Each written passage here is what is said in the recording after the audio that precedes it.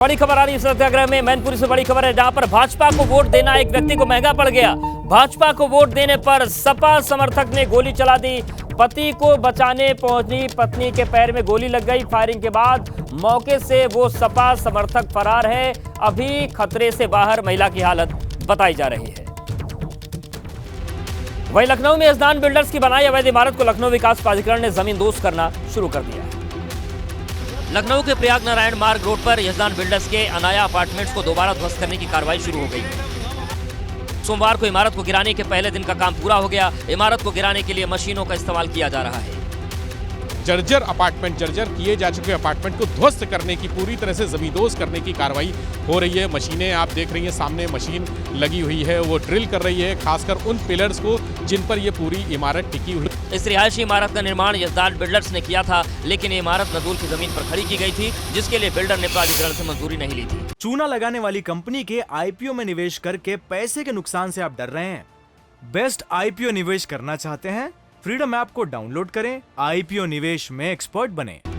इसी के चलते इस इमारत को अवैध ठहराते हुए लखनऊ विकास प्राधिकरण ढहाना शुरू कर दिया था, जिसके बाद बिल्डर और फ्लैट बायर्स ने कोर्ट की शरण ली, लेकिन कोर्ट ने भी इमारत को अवैध मानते हुए बिल्डिंग पर किसी भी तरह की कार्रवाई के लिए एलडीए को स्वतंत्र कर दिया। नजूल की भूमि पर बनी इस बिल्डिंग का मानचित्र नियमों को ताक पर रखकर तैयार किया गया था और एलडीए के अधिकारियों ने बिना कुछ देखे मानचित्र को पास भी कर दिया, लेकिन इन सब की लापरवाही की कीमत इस इमारत में फ्लैट खरीदने वालों को चुकानी पड़ रही है। नगर निकाय चुनाव से पहले सियासत में एक और बड़ा सियासी उलटफेर होने जा रहा है। अतीक अहमद का परिवार जल्द ही ओवैसी की पार्टी से नाता तोड़ने की तैयारी है। अतीक के परिवार ने पिछले साल 7 सितंबर को लखनऊ में असदुद्दीन ओवैसी की पार्टी की सदस्यता ली थी। ओवैसी ने अतीक के परिवार को सदस्यता खुद दिलाई थी, लेकिन अब एआईएमआईएम से नाता तोड़कर अतीक का परिवार मायावती के बहुजन समाज पार्टी में शामिल होने की तैयारी कर रहा है। अतीक की पत्नी शाइस्ता परवीन और परिवार के कुछ दूसरे सदस्य जल्द ही बीएसपी में शामिल हो सकते हैं। अतीक की पत्नी शाइस्ता परवीन बीएसपी के टिकट पर प्रयागराज में मेयर का चुनाव भी लड़ सकती है।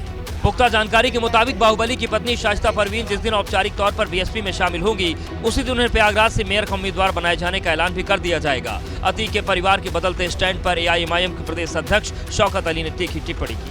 हम पर लोग इल्जाम लगाते हैं कि हम बीजेपी की बी टीम है, हम बीजेपी को फायदा पहुंचाते हैं, और इल्जाम लगाने वाला मेरा कोई हिंदू भाई नहीं है, बल्कि मेरा कलमा पढ़ने वाला समाजवादी पार्टी, बहुजन समाज, कांग्रेस पार्टी का चपरासी भाई है। दरअसल अतीक अहमद की पत्नी को मेयर का उम्मीदवार बनाकर मायावती यूपी में दलित मुस्लिम गठजोड़ के अपने पुराने प्रयोग को एक बार फिर से दोहराना चाहती है। एआईएमआईएम के प्रदेश अध्यक्ष शौकत अली एक बार फिर से अपने बयानों से चर्चा में हैं। इस बार उन्होंने कांवड़ यात्रा पर विवादित बयान दे दिया। दरअसल शौकत अली पिछले कई दिनों से निकाय चुनाव को लेकर मुरादाबाद में जनसभाएं कर रहे हैं। इस दौरान उनके कई ऐसे बयान सामने आए जिसमें वो भड़काऊ बयान देते नजर आ रहे हैं। इस बार शौकत अली ने कांवड़ यात्रा पर विवादित टिप्पणी करते हुए कहा कि अगर हिंदू सड़क जाम करके कांवड़ यात्रा निकाल सकते हैं तो मुसलमान सड़क पर नमाज क्यों नहीं पढ़ सकते। तो सड़कों पे नमाज पढ़ लिए तो टेलीविजन वाले बोले नमाज पढ़ लिए, नमाज पढ़ लिए, नमाज पढ़ लिए। एक मेरा कलमा गो भाई इस बात पर इतराज नहीं किया कि तुमने 1 महीने नेशनल हाईवे को जाम किया। शौकत अली के बयान पर सांसद नवनीत राणा ने तीखा प्रहार किया है और कहा कि कांवड़ यात्रा हजारों साल पुरानी संस्कृति है, जिन्हें दिक्कत है वो पाकिस्तान चले जाएं।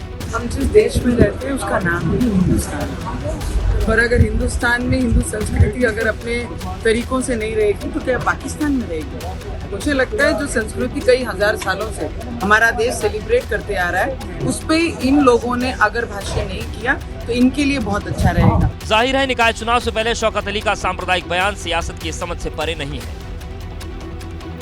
यूपी के गैंगस्टर एक्ट 1986 की संवैधानिक वैधता को चुनौती देने वाली याचिका को सुप्रीम कोर्ट ने खारिज कर दिया है और इसके बाद याचिकाकर्ता ने याचिका भी वापस ले ली। सुप्रीम कोर्ट ने ये कहते हुए याचिका को खारिज कर दिया कि याचिका का कोई औचित्य ही नहीं है। अगर किसी को एक्ट से दिक्कत है तो वो उचित फोरम पर अपनी बात रख सकता है। सुप्रीम कोर्ट की इस टिप्पणी के बाद अनस चौधरी ने एओआर अंसार अहमद चौधरी के जरिए जो याचिका दाखिल की थी उसे वापस ले लिया है। इस तरीके से उत्तर प्रदेश में एफआईआर दर्ज होती है, उसमें गैंगस्टर एक्ट का दुरुपयोग किया जाता है। इसके साथ साथ जिनके ऊपर गैंगस्टर एक्ट लगता है उनको 60 दिनों तक हिरासत में दिए जाने का जो प्रावधान है वो भी गलत है। लिहाजा इस पूरे एक्ट को क्रैश किया जाए, लेकिन सुप्रीम कोर्ट ने साफ तौर पे कहा कि ये याचिका सुनवाई के योग्य नहीं है और याचिका को खारिज कर दिया है। याचिका में कहा गया था कि पुलिस की ओर से गैंगस्टर एक्ट का दुरुपयोग हो रहा है। पुलिस पर एक्ट की आड़ में मनमानी का आरोप था। आरोपी के 60 दिनों के रिमांड के प्रावधान को भी चुनौती दी गई थी। आरोपी की संपत्ति जब्त करने पर आपत्ति जताई गई थी। अनुच्छेद 14 की कसौटी पर गैंगस्टर एक्ट को विफल बताया गया था। यकीनन सुप्रीम कोर्ट के इस फैसले के बाद गैंगस्टर एक्ट के दायरे में आने वालों के माथे पर बल आ गया होगा। चूना लगाने वाली कंपनी के आईपीओ में निवेश करके पैसे के नुकसान से आप डर रहे हैं? बेस्ट आईपीओ निवेश करना चाहते हैं? फ्रीडम ऐप को डाउनलोड करें, आईपीओ निवेश में एक्सपर्ट बने।